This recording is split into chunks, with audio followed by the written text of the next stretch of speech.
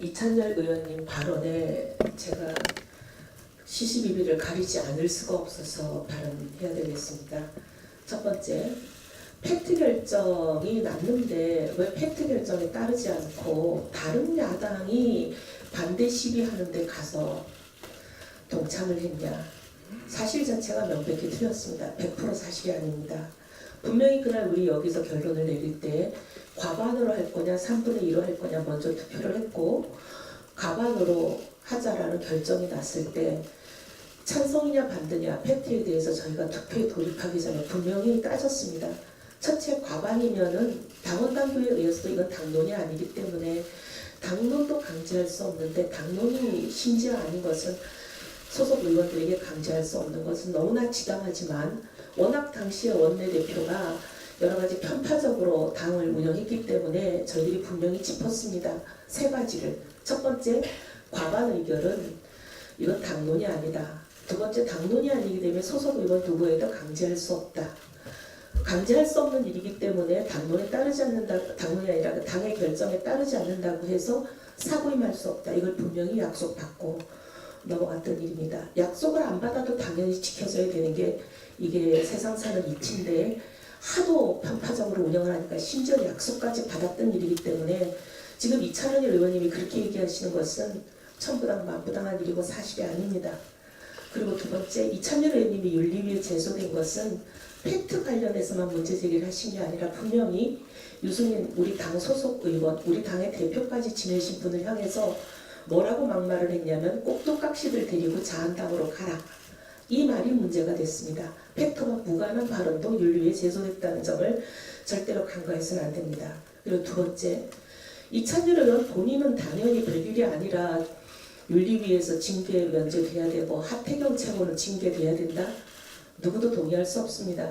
하태경 최고는 나이가 들면 정신이 쇠락해진다. 좋은 말이라고 볼 수는 없지만 어쨌든 그럴 수도 있는 얘기를 한 건데 당의 해당행위라고 볼 수도 없는 겁니다. 근데 더 중요한 차이점은 하태경 최고는 3번이나 진정성 있는 사과를 했습니다. 이 진정성 있는 사과 부분은 심지어 우리 손학규 대표께서 임명하셔서 손학규 계보라고 볼 수 있는 당의 시니어 위원장께서도 이 부분은 받아들여야 된다. 진정성 있는 사과를 한 만큼 윤리위에서 징계해서는 안 된다라는 취지의 편지를, 공식 편지를 모두에게, 심지어 언론에게까지 다 보냈습니다. 근데 우리 이찬열 의원님은 사과하신 적이 없어요. 지금도 사과 안 하시잖아요. 네, 굉장히 차이가 있다는 말씀을 드리고, 그 다음에 세 번째, 오신환 원내대표를 보고 친손 반손을 가르는 편파적인 당 운영하지 말라 그러시는데, 먼저 당대표께서 편파적인 당 운영 안 하셔야 됩니다. 당대표께서 편파적인 당 운영 안 하시고 이런 일이 생기지를 않습니다. 윤리위원장 모셔오신 분이 손학규 대표, 손학규 대통령 만들기 사조직이라고 불리는 곳에 우두머리라는 거 최고위원회에 얘기 안 하고 데려오셨습니다. 이거는 재척사유일 뿐만 아니라 오시면 안 되는 분을 데려왔어요. 그리고 이찬열 의원님도 바로 그 손학규 대통령 만들기 사조직이라고 알려진 곳에 이사 아닙니까?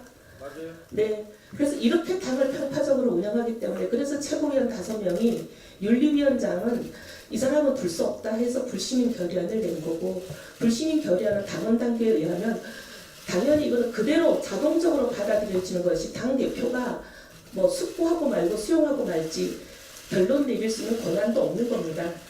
그리고 이찬열 의원님께도 제가 드리고 싶은 말씀은, 오늘은 저희가 원내대표 새로 뽑아서 새로 출발하는, 어떻게 보면은 당의 지지율을 좀 올려보자고 하는 의총에 첫 발언을 그렇게 공개적으로 사실과 다른 발언을 편파적으로 해서 당의 지지도를 깎아먹지 않았으면 좋겠습니다. 다릅니까? 뭐가? 말씀드렸잖아요. 남의 말을 안 들으시나 본데 잘 들으십시오.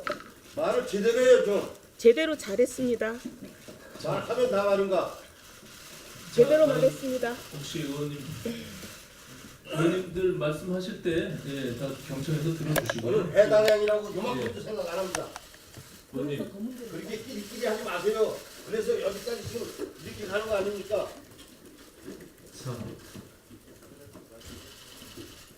마지막으로 하시겠다고요? 내가 동아시아 비례대단 이사 중에 발언권을 인사예요. 갖고 하시기 바랍니다. 윤리위원장도 아니면 그때 얘기해야지 왜 이제서 얘기를 하냐고. 잠깐만요. 이건 번호 잡아야 되겠습니다. 분명히 당 최고위원회 올린 공식 문건에는 동아시아 미래재단 이사장이라고 되어 있지 않았습니다. 동아시아 재단 이사장이라고 되어 있었기 때문에 그것도 속인 겁니다. 실수든 의도든 잘못된 일입니다. 동아시아 재단은 문제없는 재단입니다. 동아시아 미래재단이 손학규 대표와 관련이 있고 문제 있는 재단입니다. 그때 문제 제기를 했었어야지라고 말씀하시는 것도 사실에 맞지 않는 겁니다.